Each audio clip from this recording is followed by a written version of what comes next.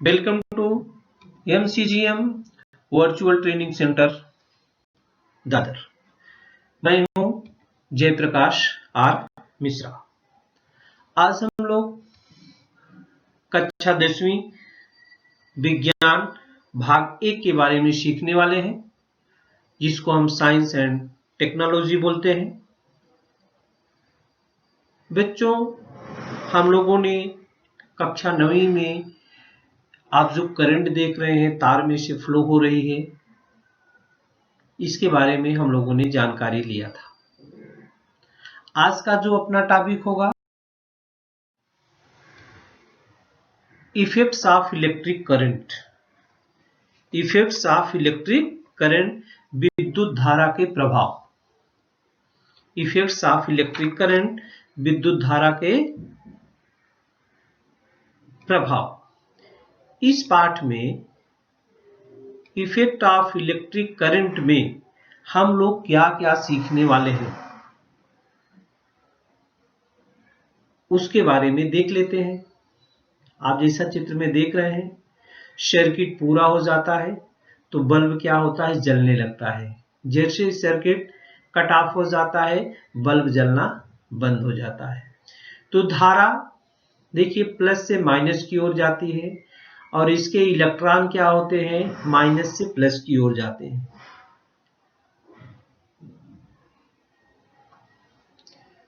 इसमें हम energy transfer in electric circuit, माने विद्युत परिपथ में ऊर्जा का स्थानांतरण किस प्रकार से होता है, इसके बारे में सीखेंगे। ये देखिए किस प्रकार से विद्युत परिपथ में ऊर्जा का स्थानांतरण हो रहा है, energy transfer in electric circuit.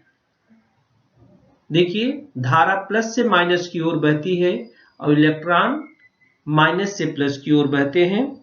माने धनात्मक विद्युत आवेश अधिक विभव वाले बिंदु से कम विभव वाले बिंदु की ओर प्रवाहित होता है और इलेक्ट्रॉन कम विद्युत विभव वाले बिंदु से अधिक विभव वाले बिंदु की ओर प्रवाहित हो रहे हैं। ये हम लोगों ने सीखा है। Heating effect of electric current, विद्युत धारा का ऊष्मीय परिणाम क्या होता है, इस पाठ में ये भी सीखना है। और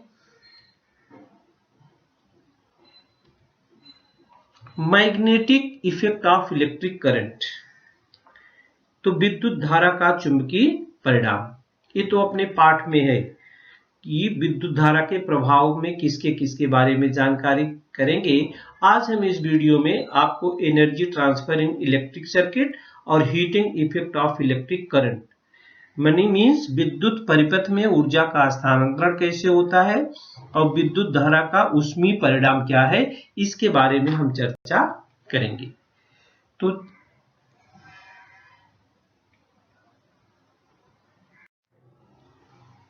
थोड़ा सा हम पीछे ले चलते हैं आपको। जैसा बच्चों आप जानते हो कि आधुनिक विश्व में विद्युत का बहुत महत्व है। हमारे दैनिक जीवन में विद्युत का बहुत उपयोग है। हमारे अस्पताल में, बैंक में, कार्यालय में विद्युत का उपयोग किया जाता है। हमारे नई नई जो टेक्नोलॉजी है उसमें सब में विद्युत का उपयोग होता है। अगर विद्युत की आपूर्ति नहीं रहती है तो हम विद्युत मोटर, जनरेटर का भी उपयोग करते हैं। हमारे घरों में फ्रिज है, विद्युत ओवन है, मिक्सर है, पंखा है, धुलाई मशीन है, ये सब में विद्युत की आवश्यकता होती है। और सभी उपकरणों को चलाने के लिए, जैसा आप जानते हैं, विद्युत की आवश्यकता होती है।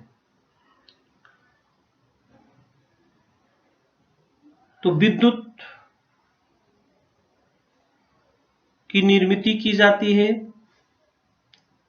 आप उसके बारे में पढ़े हैं।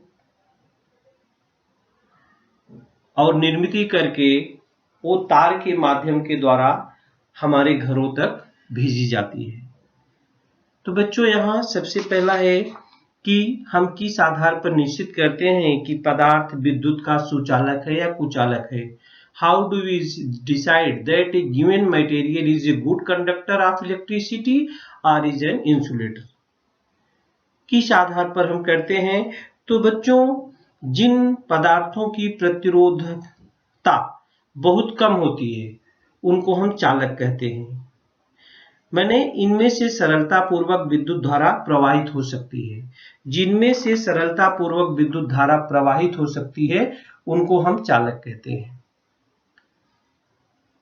जैसे अपने घरों में वायरिंग है, तार है, फैन चलता है, वॉशिंग मशीन चलती है, कूलर चलता है, एसी चलता है, तो किसकी सहायता से? तार दौड़ाया गया है, उसकी सर्किट बनाई गई है और उस चालू बंद करने के लिए एक बटन स्विच लगाई गई है जिसका उपयोग हम करते हैं। तो तार क्या है? वो तार विद्युत का सुचालक है। तार क्या है? विद्युत का सुचालक है। उनमें से विद्युत धारा आराम से प्रवाहित होती है। या विद्युत रोधी क्या है? जिन पदार्थों की प्रतिरोधकता बहुत ज्यादा होती है, जिसमें से विद्युत धारा प्रवाहित ही नहीं हो पाती है, ऐसे पदार्थों को हम इंसुलेटर या विद्युत रोधी पदार्थ कहते हैं।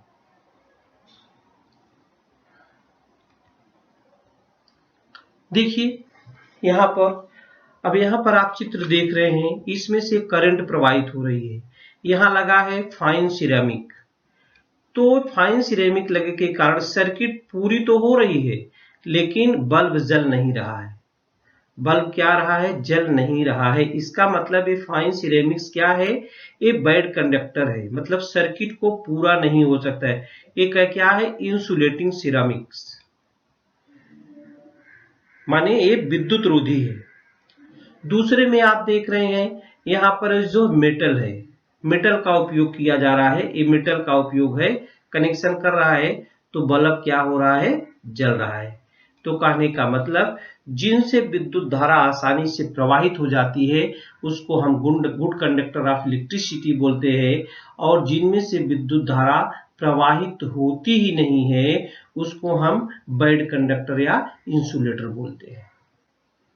इसको हम भी 9वीं कक्षा में हम लोगों ने सीखा था और अपने घरों में लगा हुआ है। कॉपर का तार है, ऊपर प्लास्टिक लगा हुआ है। प्लास्टिक क्या है? बैड कंडक्टर है। लेकिन उसमें से जो तार गया है वो क्या है? गुड कंडक्टर है। तो उसमें से धारा क्या होती है? प्रवाहित हो जाती है। बिजली के जितने भी इंस्ट्रूमेंट हैं ऊपर सबके प्लास्टिक लगा रहता है। तो जो काम करते हैं बिजली के कर्मचारी, उनसे उनकी सुरक्षा रहती है।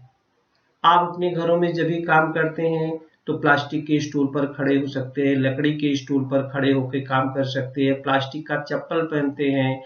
जो इंस्ट्रूमेंट रखता है उसमें प्लास्टिक लगा रहता है, इसीलिए लगा रहता है कि जिससे हमको बिजली की सुरक्षा हो सके, मतलब वो बैड कंडक्टर है, इंसुलेटर कह लीजिए उसको। इसलिए वो उपकरण पर लगे होते हैं जिससे हमारी जो होती है रक्षा होती है। हमारी क्या होती है? रक्षा।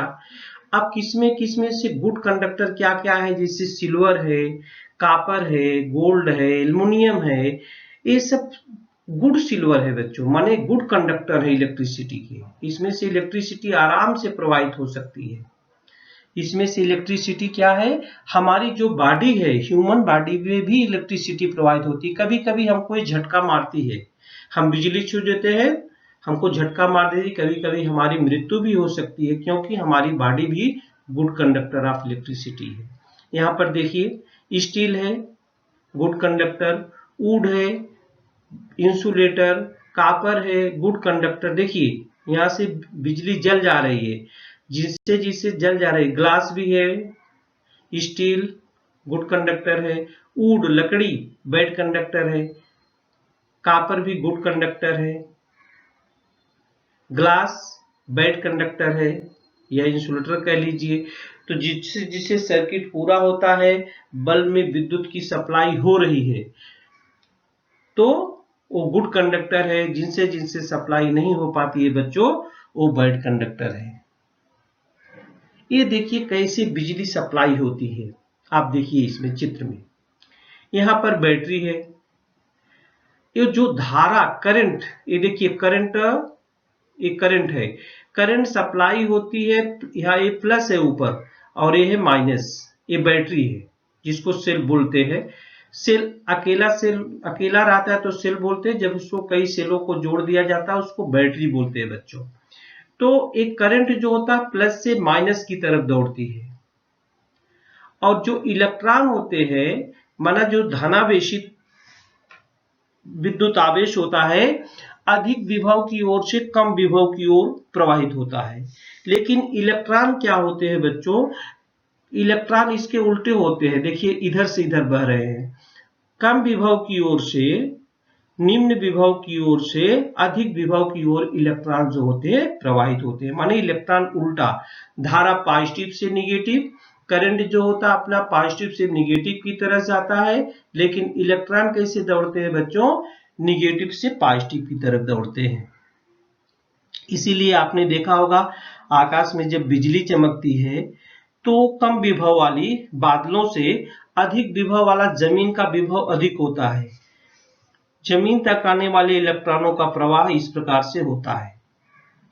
ये विभवांतर अभी हम आगे आपको बताएंगे दूसरे चित्र में। तो आगे आपको ले चलते हैं, observe and discuss. Observe and discuss, निरीक्षण कीजिए और चर्चा भी कीजिए।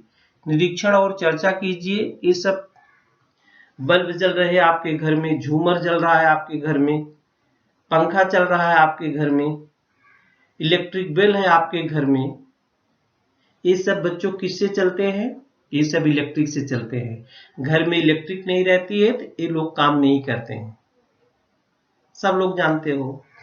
लेकिन ये विद्युत ऊर्जा का रूपांतरण किस ऊर्जा में होता है, आज हम इसको देखेंगे। हमने कहा ऊर्जा का एक रूप से दूसरे रूप में केवल रूपांतरण होता है। ऊर्जा को न तो नष्ट कर सकते न तो पैदा कर सकते, बल्कि ऊर्जा क्या होती है, एनर्जी क्या होती है, उसको हम एक रूप से, विद्युत भी ऊर्जा का एक रूप है, उसको हम एक रूप से दूसरे रूप में कन्वर्ट करते हैं। कैसे कन्वर्ट करते हैं, देखिए पंखा है आपके घर में, पंखा है, ये पंखा जैसे स्विच आप ऑन कर देते हो माने सर्किट पूरा हो जाता है, वैसे पंखा चलने लगता है, माने पंखा कुछ काम करने लगता है, हवा देने लगता है। तो माने इलेक्ट्रिक ऊर्जा जो होती, विद्युत ऊर्जा का रूपांतरण कुछ काम में आ गया, यांत्रिक ऊर्जा में हो गया। पंखा जब चलने लगा तो विद्युत ऊर्जा किस में बदल गई, यांत्रिक ऊर्जा में बदल गई, नष्ट नहीं हुई, केवल उसका एक रूप से दूसरे रूप में क्या हो गया, रूपांतरण हो गया। आगे हम आपको दिखाते हैं, ये देखिए आपके घर में बिजली टीवी चलती है, तो जब तक लाइट की सप्लाई नहीं जाएगी, प्रकाश उसमें नहीं जाएगा, तब तक वो चित्र दिखता नहीं है। तो विद्युत ऊर्जा प्रकाश ऊर्जा में बदल जाती है। ये देखिए बल्ब है, ये भी प्रकाश ऊर्जा का स्रोत है। जब इसका जो वायर होता है बच्चों, हमने कहा था बल्ब जला दिए, जला नहीं दिए, बल्ब जल जाएगा तो फिर कैसे जलेगा, उसका तंतु फिलामेंट जो होता है ना गर्म होकर चमकने लगता है, उससे हमको प्रकाश मिलता है और उष्मा भी मिलती है, प्रकाश और उष्मा दोनों मिलती है। और अपने घरों में आपने देखा इलेक्ट्रिक बिल, ये देखिए कैसे काम करता है। एक करंट जब सप्लाई होता है यहाँ से, जैसे बटन दबाते हैं, इसका ये घंटी होती है, उस पर टन की आवाज करती है। आजकल तो तमाम प्रकार की घंटियां मार्केट में अवेलेबल है, लेकिन वो आवाज देती है, मतलब उसकी जो इलेक्ट्रिक करंट है उस किस में बदल जाती है, ध्वनि ऊर्जा, साउंड एनर्जी में बदल जाती है। तो इस प्रकार से हमने देखा कि इलेक्ट्रिक करंट एक प्रकार की ऊर्जा है, इसका रूपांतरण अलग अलग ऊर्जा में हो जाता है। ये देखिए बल्ब कैसे हम जलता, देखिए अपने घर की मेन सप्लाई यहां से हमारी हो रही है। ये बेल जो होती बजती है जब स्विच ऑन होता है, स्विच ऑन होता है तो बेल जलती है, स्विच ऑन होता है, देखिए जब एक कनेक्शन हो जा रहा है, यही स्विच ऑन लगा है, देखिए यहाँ पर तो देखिए स्विच ऑन होते ही बल्ब जो होते जल जाते हैं। जैसे स्विच ऑफ होता है वैसे ही क्या होता है, बुझ जाता है, क्या होता है, बुझ जाता है। तो मेन सप्लाई अपने घरों में है। इस प्रकार से बल्ब, पंखे, टीवी हमारा स्विच दबाते ही अपना वो काम क्या होता है बच्चों, करने लगते हैं। इन सब का अपने दैनिक जीवन में बहुत उपयोग है। तो जब तक सर्किट पूरा नहीं होगा तब तक जो बल्ब है, विद्युत घंटी है, वो अपना कार्य करेगी नहीं। आगे चलते देखते हैं energy transfer in an electric circuit, माने विद्युत परिपथ में ऊर्जा का स्थानांतरण कैसे होता है।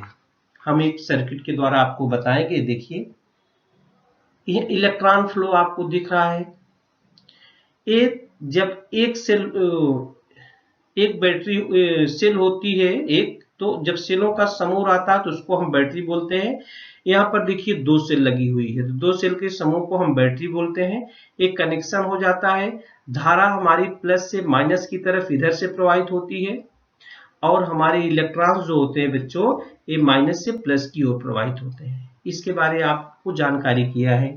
आज जो अपना एक सर्किट है, देखिए यहाँ से बैटरी से जुड़ा हुआ है प्लस से, एक करंट इधर से प्रवाहित होगी। आप जानते हैं कि धनात्मक विद्युत आवेश अधिक विभव वाले बिंदु से कम विभव वाले बिंदु की ओर प्रवाहित होता है और इलेक्ट्रॉन जो होता है कम विद्युत विभव वाले बिंदु से उच्च विभव वाले बिंदु की ओर प्रवाहित होता है, जैसे पहले वाले चित्र में आप देख रहे हैं। यहाँ पर जो चित्र है ए लिखा हुआ है। ए क्या है बच्चों? ए विद्युत धारा को नियंत्रित करता है।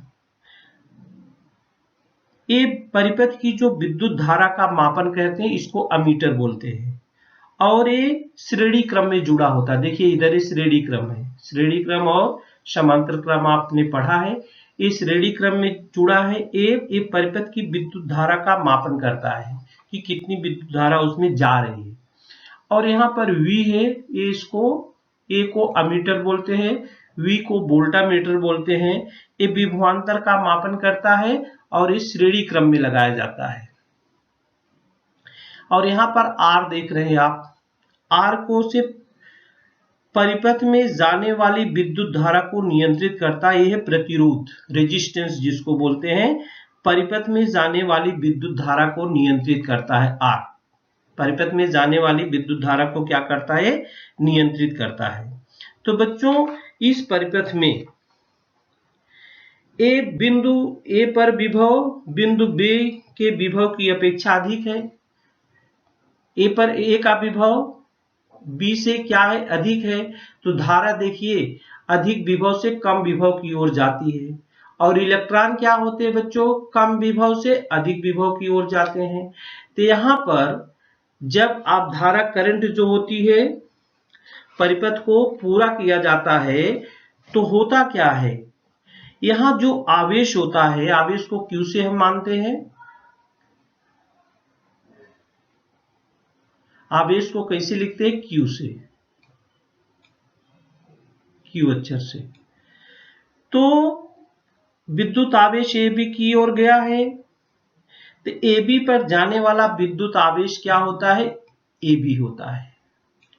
इसको हम VAB से प्रदर्शित करते हैं। यहाँ पर जो विद्युत आवेश होगा इतना कार्य किया गया, क्योंकि V बराबर होता है W/Q, ये हम लोगों ने सीखा है। यहाँ पर ऊर्जा का स्रोत क्या है? ये सेल है। ऊर्जा का स्रोत क्या है बच्चों? सेल है। सेल ने यह ऊर्जा किसको दी? प्रतिरोध को दी, R को दी। सेल ने ये ऊर्जा किसको दी? ये R को दी है, प्रतिरोध को दी है।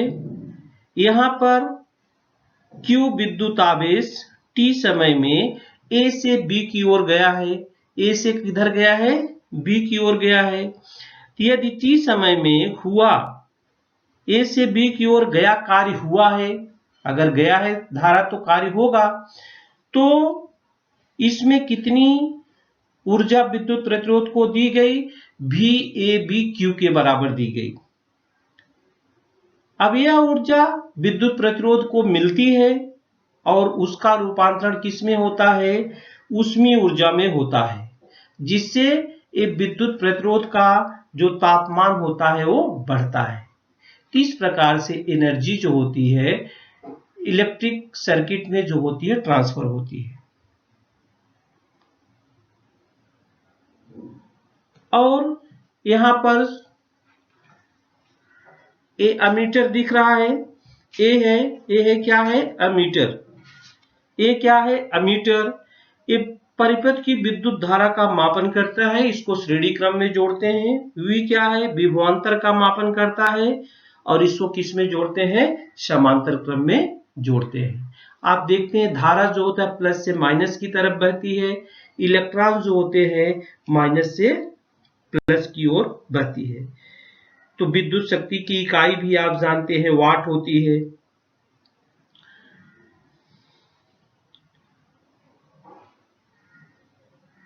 वाट में इसको हम नापते हैं। इसके बाद है heating effect of electric current. Heating effect of electric current दूसरा टॉपिक जो अपना बच्चों, एक कुंडली के कई प्रकार होते हैं। जो बिजली कॉइल में जाती है, कॉइल में ऊष्मा बनती है, ऊष्मा हम प्राप्त करते हैं। तो विद्युत परिपथ में विद्युत प्रतिरोध जोड़ने पर विद्युत धारा द्वारा उसमें ऊष्मा निर्मित होती है। इसे विद्युत धारा का ऊष्मी परिणाम कहते हैं। जैसे पानी गर्म करते हैं आप अपने घरों में तो हीटर का उपयोग करते हैं, बॉयलर का उपयोग करते हैं, विद्युत से चलने वाली सिगड़ी का भी उपयोग करते हैं, विद्युत बल्ब, ये बहुत सारे उपकरण हैं जो विद्युत धारा के ऊष्मी प्रभाव का हम उपयोग करते हैं। ये देखिए एक कॉइल्ड कॉइल है, ये जो होता है कुंतल इसको बोलते हैं, कॉइल शेलोनाइट टाइप का है। ये हीटर है जो सब लोग जानते हैं, इस पर खाना भी बना लेते हैं, पानी भी गर्म कर लेते हैं। माने विद्युत धारा जो इसमें बदलता है, एक सर्किट जब पूरा होता है ऊष्मा में बदलता है। Heating effect of electric current, heating effect of electric current. तो जिन चालक पदार्थों की अवरोधकता अधिक होती है ऐसे वाहक पदार्थों का उपयोग यहां पर किया जाता है। जैसे इस जो बच्चों बने होते हैं, ये कॉइल जो बने होता है, हीटर का जो कॉइल बना होता है ना, वो किस धातु का बना होता है, नाइक्रोम नामक मिश्र धातु का बना होता है कॉइल। ये कॉइल जो इसमें लगा रहता है स्प्रिंग जैसा, ये नाइक्रोम धातु है उसका बनाया जाता है। और जो विद्युत बल्ब है, ये कॉइल ऑफ कुकर है। ये काम कैसे करते हैं, बॉयलर है, देखो बॉयलर से भी पानी हम गर्म करते हैं, ज्यादा मात्रा में गर्म करता है तो बॉयलर का उपयोग करते हैं।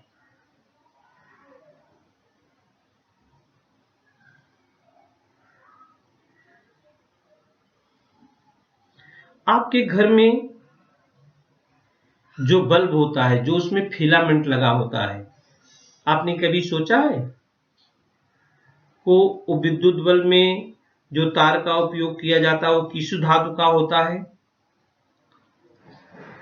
वो टंगस्टन होता है बच्चों। वो क्या होता है, टंगस्टन। ये देखिए, ये देखिए बल्ब है, इसको फिलामेंट बोलते हैं। बल्ब का तंतु जो ऐसे स्प्रिंग जैसा ये भी होता है, सीधा नहीं होता है, ऐसे स्प्रिंग जैसा लगा होता है। ये नाल कुंतल के प्रकार का होता है, ये फिलामेंट इसको बोलते हैं। तो बच्चों इसका तापमान कितना होता है, 3400 डिग्री सेंटीग्रेड होता है और उससे प्रकाश उत्सर्जित होता है। कुछ मात्रा में ऊष्मा भी निकलती है, हमने कहा जब करंट जाएगा तो उस हीटिंग भी होगी, प्रकाश भी होगा, उसमें से कुछ ऊष्मा भी निकलती है। ये कांच की बनावट है, कांच का बल्ब है, ये कांच का आधार इसको बोलते हैं। ये स्क्रू जैसे ऊपर टोपी होती है, इसमें गैस नहीं होती है, निष्क्रिय गैस होती है, निर्वात होता है, वैक्यूम होता है। और ये देखिए सिगड़ी है, ये जो हीटर भी आपने दिखाया, यहाँ पर स्विच बोर्ड लगा हुआ है, ये फ्यूज लगा होता है, आपके घरों में भी फ्यूज लगा होता है। फ्यूज अगर गल जाता है, ज्यादा उसमें अगर करंट प्रवाहित होने लगता है, वोल्टेज डाउन होने लगता है, तो वोल्टेज अधिक हो जाता है तो फ्यूज गल जाता है, काम करना बंद हो जाता है। तो फ्यूज क्या करता है, आपके इंस्ट्रूमेंट को बचा लेता है। ये जब गर्म होता है, हीटर की कुंडली इस प्रकार से पूरा लाल हो जाती, देखिए पूरा लाल हो गई है। जब इसमें विद्युत धारा प्रवाहित होगी तो इस प्रकार से लाल हो जाती है, व्हाइट पूरा लाल। और ऊष्मा देना चालू कर देती है। ऊष्मा देना क्या कर देती है? चालू कर देती है। तो इसे सदैव ध्यान में रखिए, विद्युत शक्ति की इकाई बहुत छोटी है, इसलिए इसको 1000 वाट यानी 1 किलोवाट इस इकाई का विद्युत शक्ति के मापन के लिए व्यवहार में उपयोग किया जाता है। 1 घंटे तक यदि 1 किलोवाट विद्युत शक्ति का उपयोग किया गया तो 1 किलोवाट हार्स पावर के बराबर विद्युत ऊर्जा का उपयोग किया गया है। 1 किलोवाट आवर बराबर होता है 1000 वाट गुणे 3600 सेकेंड, बराबर होता है 3.6 गुणे 10 घाते 6 वाट या 3.6 गुणे 10 घाते 6 जूल।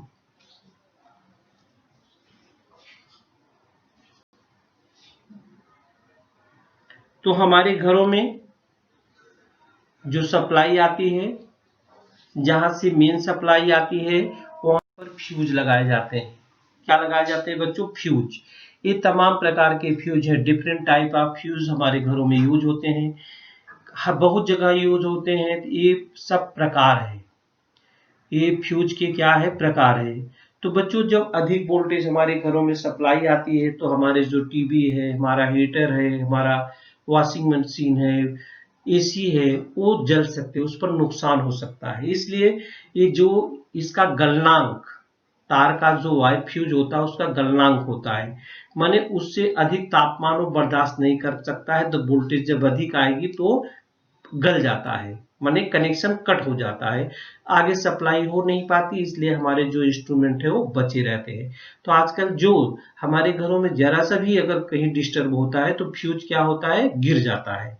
वो जो ऑटोमेटिक आजकल फ्यूज लगा है उसको बोलते हैं एमसीबी, इस प्रकार की है। स्विच, ये ऑटोमेटिक स्विच होती है बच्चों, और हर कनेक्शन के लिए अलग अलग आपके घरों में लगाए जाते हैं, और तुरंत तो गिर जाती है, माने आपके इंस्ट्रूमेंट को जरा सा भी नुकसान होता नहीं है। आपके इंस्ट्रूमेंट को क्या होता है? जरा सा नुकसान नहीं होता। एमसीबी मिनिएचर सर्किट ब्रेकर इसको बोलते हैं। ये देखिए, हम इसका नाम है मिनिएचर सर्किट ब्रेकर, एमसीबी, इस प्रकार के बने होते हैं। कैसे काम करता है? देखिए, इस प्रकार से काम करता है एमसीबी। जैसे ही पावर की सप्लाई कम होती है या अधिक हो जाती है, ये ऑटोमेटिक क्या होता है? गिर जाता है, ऑटोमेटिक गिर जाता। फ्यूज तो गल जाता था, हमको फिर से फ्यूज लगाना पड़ता था, लेकिन एमसीबी क्या है? वो डिस्कनेक्ट हो जाती है। ये देखिए, गिर गई बटन, फिर लग गई, चालू हो गया। तो ये विद्युत धारा के अचानक बढ़ने पर यह कुंजी खुली होकर विद्युत धारा को बंद कर देती है। इसके लिए विविध प्रकार के एमसीबी का उपयोग किया जाता है, संपूर्ण घर के लिए लेकिन संगलक तार का ही उपयोग किया जाता है। संपूर्ण घर के लिए फ्यूज भी लगा रहता है, फ्यूज भी लगा रहता है, लेकिन ये एमसीबी का भी उपयोग आजकल ज्यादा होता है। तो बच्चों, हम लोगों ने किसके किसके बारे में सीखा? विद्युत परिपथ में ऊर्जा का स्थानांतरण किस प्रकार से होता है, और विद्युत धारा का ऊष्मीय परिणाम क्या होता है। अगले वीडियो में हम आप लोगों को विद्युत धारा का चुंबकीय परिणाम कैसे होता है उसके बारे में हम लोग सीखेंगे। तो बच्चों, ये देखिए एमसीबी ऑन ऑफ कैसे अपने आप होता है।